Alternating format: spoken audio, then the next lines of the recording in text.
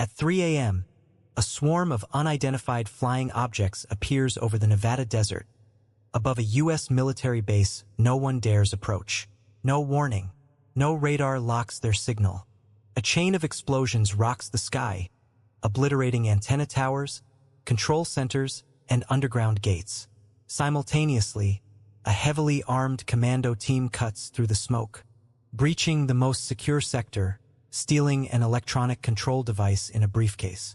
In under 3 minutes, they vanish without a trace. Initial reports: 25 soldiers dead, 5 scientists missing.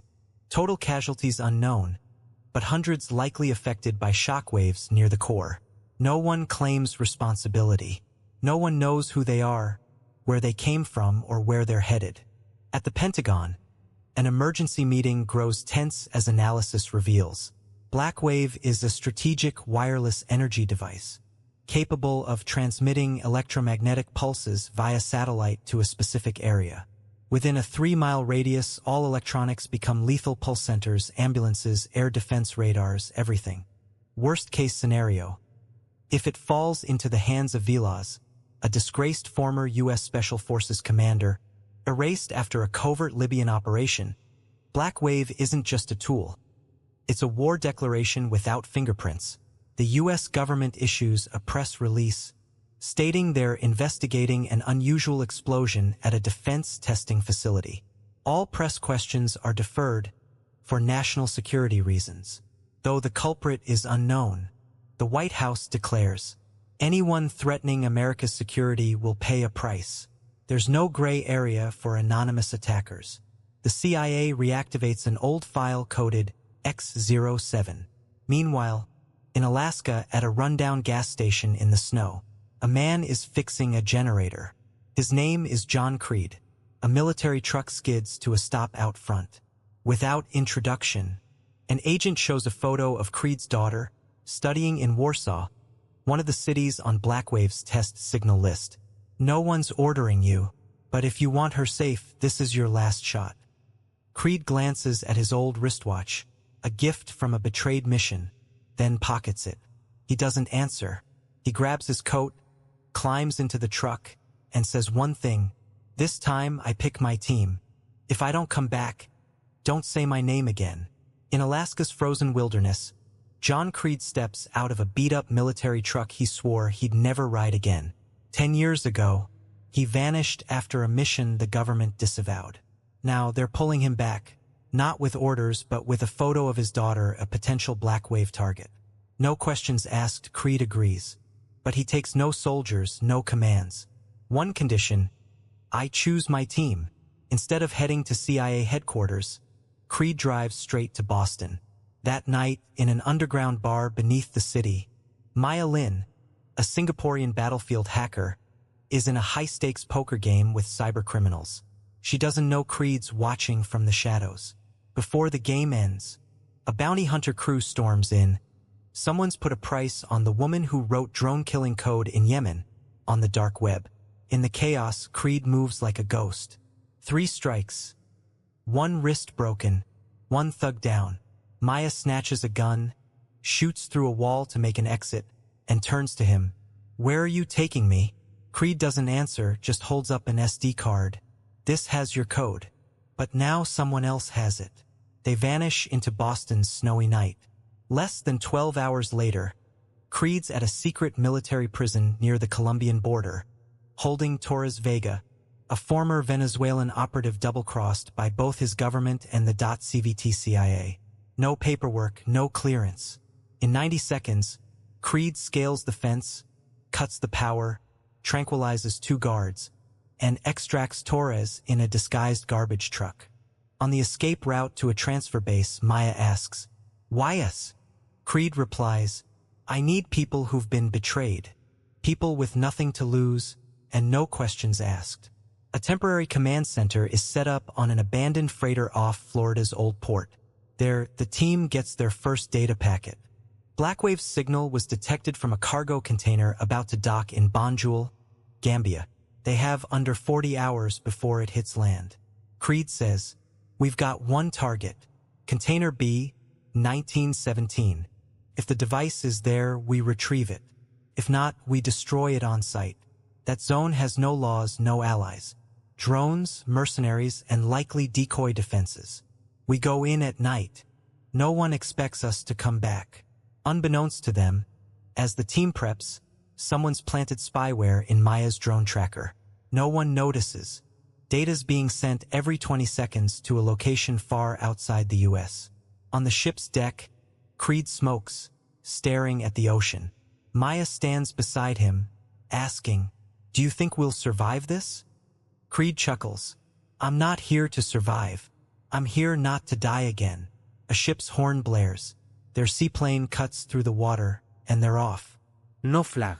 No identity. No return. 2:46 nachts. Banjul's Freeport, Gambia. Zone 7, a trade hub by the sea, is a fortress of stacked containers outside and a maze of unchecked cargo inside.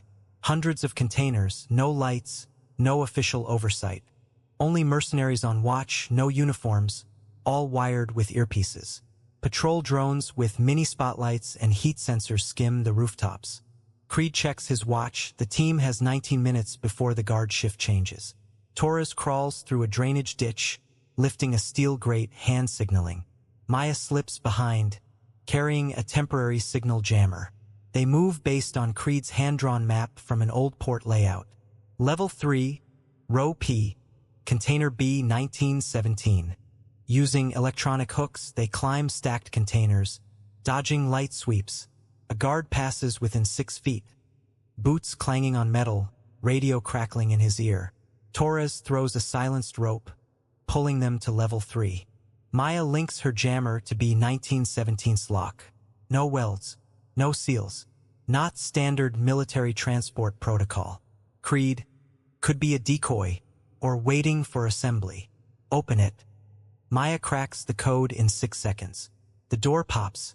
Inside, a compressed core casing, Gen 0 spec, heat-resistant, matching original tech specs. Torres slides the core onto an insulated stand with gloved hands. Creed scans with a pulse device. The core responds with an electronic code. But no transmitter, no power source, no internal link. It's a shell, no real core, a fake. Maya, no signal, no circuits, like a test model. Torres checks the casing, still bearing an early Blackwave logo, used before pulse encryption. But the electromagnetic security layer empty. Creed steps back. It's bait, not the device. A sharp beep cuts through from Maya's gear. Damn it, the container's got a secondary tracking system. Creed peers through a container slit, drones on level 3 shift, heading straight for them. We're made. A short siren blips, then stops. Eerily quiet. No alarms. Just red warning lights glowing like a death grid. From 4 stairwells, figures charge light armor, assault rifles, night vision with sensors. Creed signals. No retreat now, we're dead. Torres hefts the fake device on his shoulder. Maya plants a decoy pulse chip. They leap into an open container, dropping to an emergency exit on level 1, but footsteps thunder behind. Red lights flash faster. Drones scream with high-frequency sirens. From the dark, the first gunshot erupts. The hunt is on. Internal sirens are cut, but red warning lights pulse through the container layers, turning the port into a giant predator. Armed drones swarm from rooftop anchors, moving in groups of 4, sweeping levels 2 and 3. On the ground, mercenary squads on motorcycles with short-barreled guns race toward the center, where Creed's team is trapped. Split up. I hold the gear, Maya leads. Creed signals. Torres nods, carrying the fake device, darting left to draw the enemy. Maya sprints down a container chute, rolling past an abandoned forklift. Creed follows, toppling a pallet frame and triggering a decoy pulse to misdirect drones. 2 beats later, a burst of 7.62 millimeters rounds shreds the container roof they just crossed. Torres is pinned by 3 drones from behind. He bolts toward a scrap metal unloading zone, triggering a pulse disruptor, scrambling the drones for 4 seconds, enough to leap onto a crane and toss the fake device into an old cargo car in a drainage ditch. A bullet grazes his shoulder, but he dives, rolling under an enemy and stabbing a knife into their thigh. Across the port, Creed and Maya cut through a refrigerated container zone, 20 degrees Fahrenheit temperatures masking their heat signatures temporarily. They slipped the scan, but the signals still tracked. Maya, there's a bug in my gear. Creed, damn it, cut the feed now. She snaps the antenna off her tracker, yanks the data cable, and tosses it into a freezing water tank. In the dark, a cargo skiff's engine roars to life. Maya's pre-rigged escape. She activates remote controls. 10 decoy UAVs and 3 unmanned skiffs from other docks fire up. The UAVs scatter in multiple directions. 3 with explosives slam into Level 3 center. 3 minutes later, a massive explosion rips through the port, collapsing an entire container row, blocking pursuit. Creed hauls a bleeding Torres onto the real skiff. Maya guns it, speeding into the bay. Looking back, the port burns in smoke and chaos, warning lights flickering, UAVs dropping like swatted flies. The next afternoon, the team hides in a rundown motel in Senegal's national forest. Torres's wound is stitched with guerrilla first aid gear. Maya pulls the old chip from her tracker, scanning leftover data from the fake device. Creed sets the Gen 0 shell on a metal table. They didn't build a fake this complex just to mislead. It doesn't transmit, but it has a temporary receiver, meaning it was used to test a signal or relay. Maya, you're saying it caught a signal for response testing? Creed, exactly. And if we're lucky, it still got the test code. Maya freezes, then dives into decoding. After 40 seconds, she gasps. There's a closed-loop response signal. Old satellite feedback. Frequency matches Eastern European relay stations. Signal drift suggests likely Turkey. Creed nods. So the real relay was tested from this container, and it's still active. Torres, lying down, smirks faintly. Worth getting shot for. We've got a lead. Rain falls. Creed circles a spot on a map. Southern Turkish highlands. Old Soviet-era relay station. If it's live, that's where they're assembling the real core. 8:12 a.m. Tuz Golu Highlands, Central Turkey. A refrigerated truck with Bulgarian plates creeps past an abandoned agricultural checkpoint. No one stops it, but cameras track. Inside, Creed sits in the back, eyes glued to a thermal map. Torres lies on a padded mat, shoulder still bandaged but alert enough to check his pistol's clip. Maya drives, silent. It took 2.5 days to get from Senegal through Europe, using fake IDs and 6 layers of passport tech.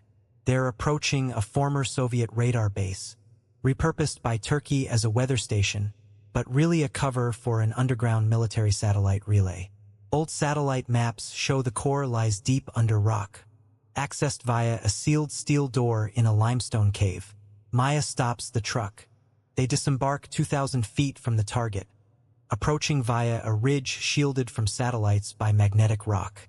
Creed activates a signal jammer, no way out now.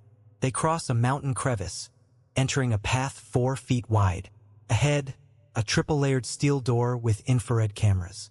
Maya deploys a fake ID signal, mimicking a technician from an old personnel list. The door opens slowly.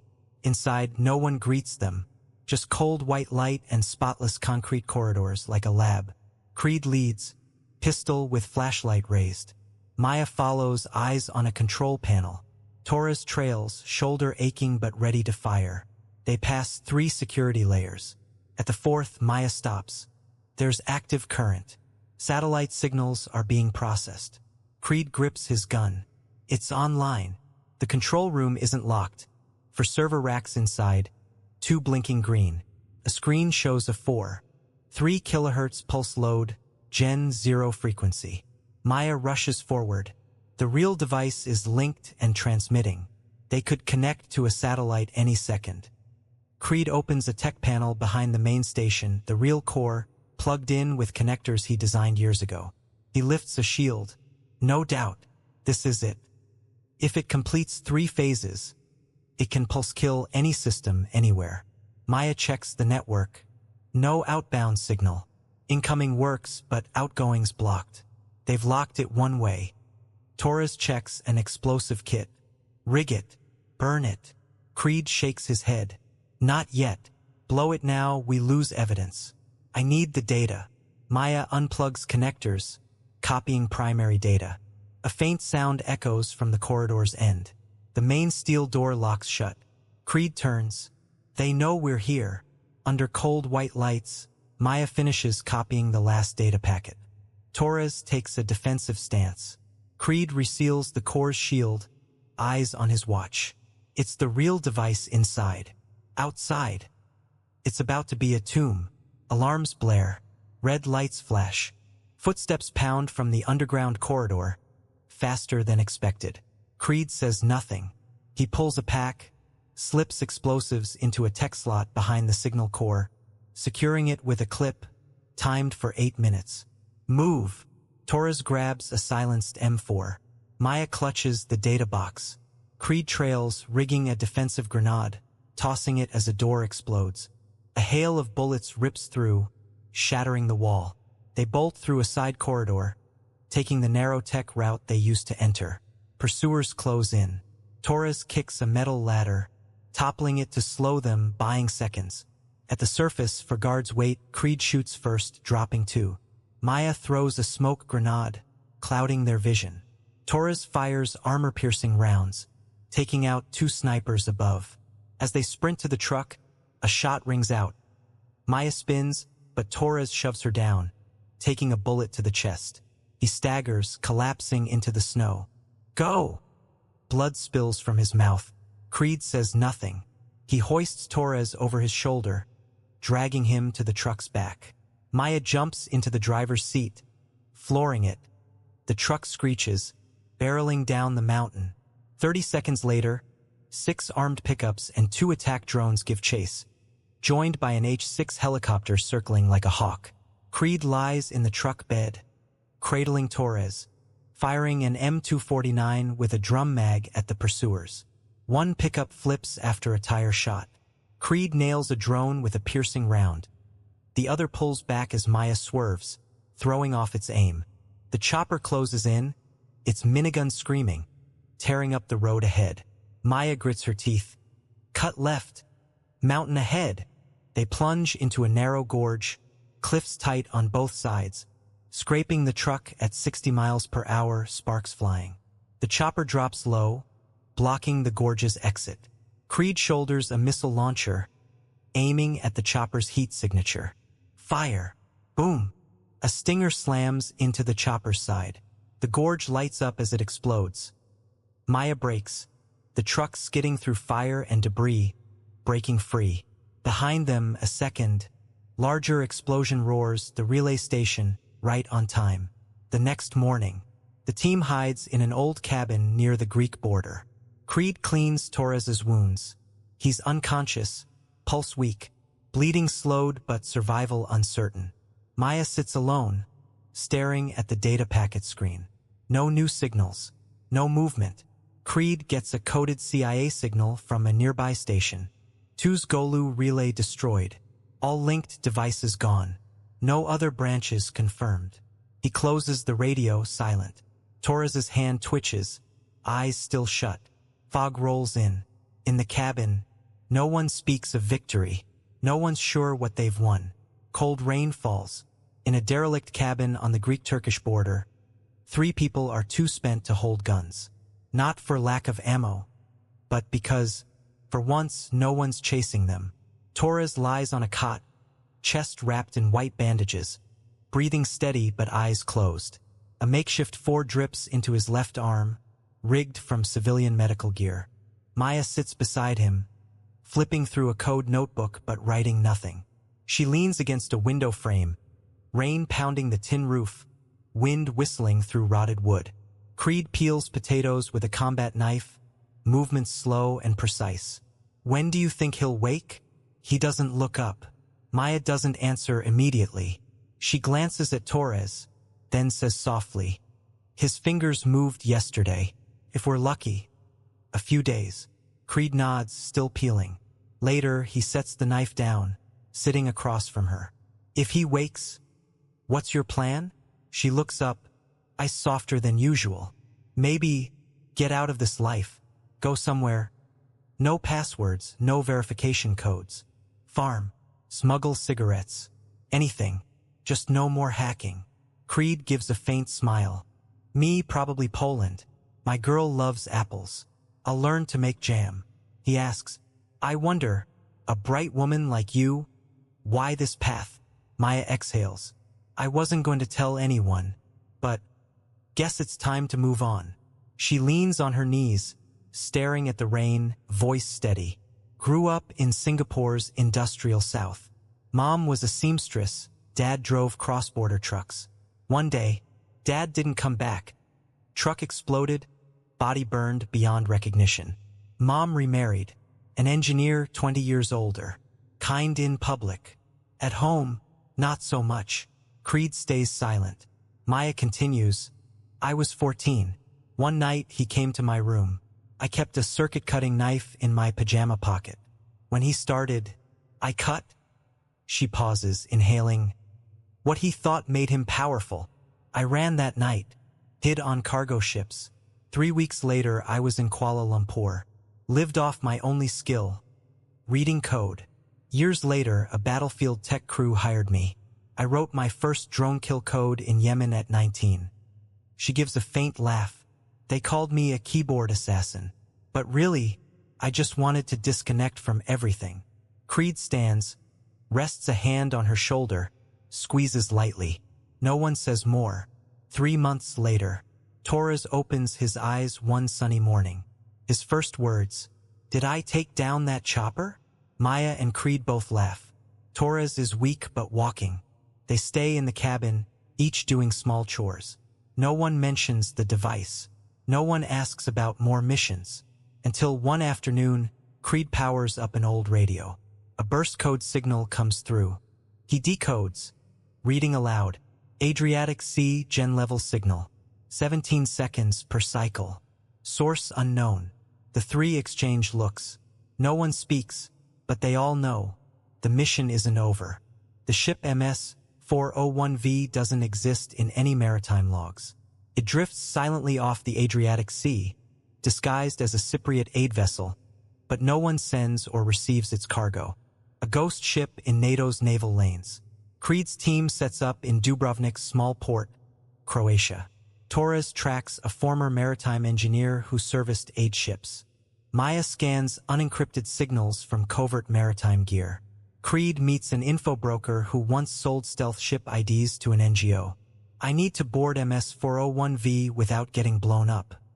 It's got automated defenses, but there's a weakness. It accepts civilian rescue boats within a 1-mile radius. Next morning, a distressed civilian lifeboat drifts toward MS-401V, carrying a bleeding crash victim, a medical tech, and an injured sailor. The ship signals acceptance. A crew in hazmat gear pulls them aboard, running basic medical checks. Inside, Creed counts corridor steps.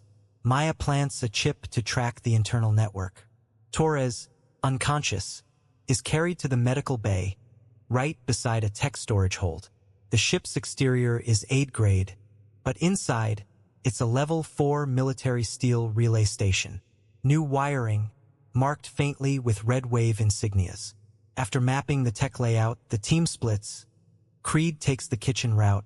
Maya slips through cable ducts, and Torres grabs weapons hidden in a medical bag. They regroup on level 3, behind a heavy door secured by biometric handprints and voice frequency. Creed plays a voice clip of Vilas from a Syrian op years ago, tricking the scanner. The door opens. Inside, the control hub. At the core, Gen 0 fully assembled, running closed-loop test signals. Data confirms it's real.